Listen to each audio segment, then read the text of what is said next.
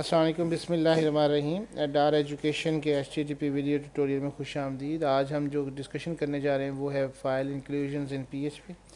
You can include the content of PHP file into another PHP file before the server executed.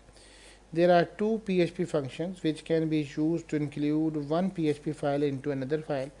एक है include function और एक है आपका require function. This is a strong point of PHP which help in creating function, header, footer or element that can be reused on multiple pages. This will help developers to make it easy to change the layout of complete website with minimal effort. If there is any change required, then instead of changing the thousands of the files, just change include the file. Basically ये एक template बनाने के लिए बहुत कारआमद चीज़ है. The include function takes all the text in a specified file and copies it into the file that uses the include function. If there is any problem in loading the file, then the include function generates a warning, but the script will continue execution. Assume you were to create a common menu for the website.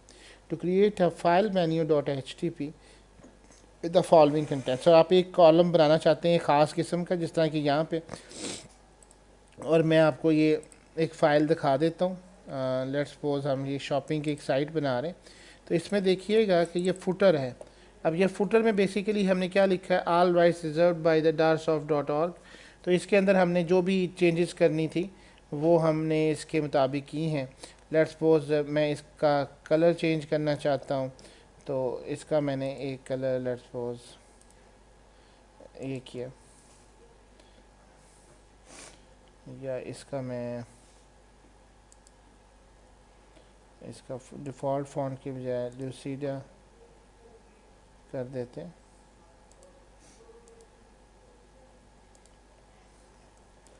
अब ये जहाँ जहाँ पे footer है, अब let's suppose ये footer कहाँ लगा हुआ है, ये देखें इंडेक्स के अंदर भी लगा हुआ है.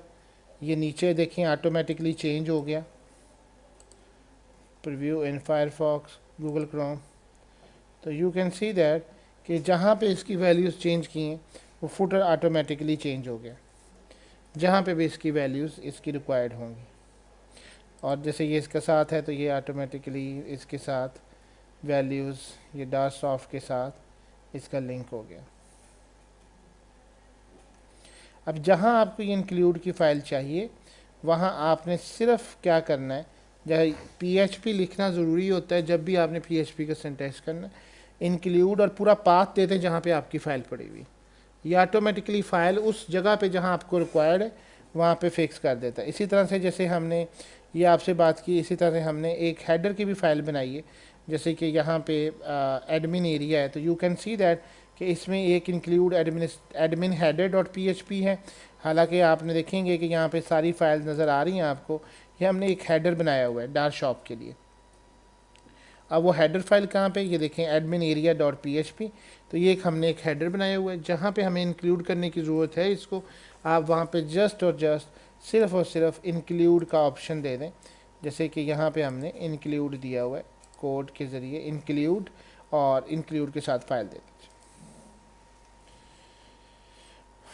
ओके अब इसी तरीके से आगे चलते हैं. अब आते हैं, क्वेश्चन है कि what is difference between require function takes all the text in a specified file and copies it into the file that uses the include function.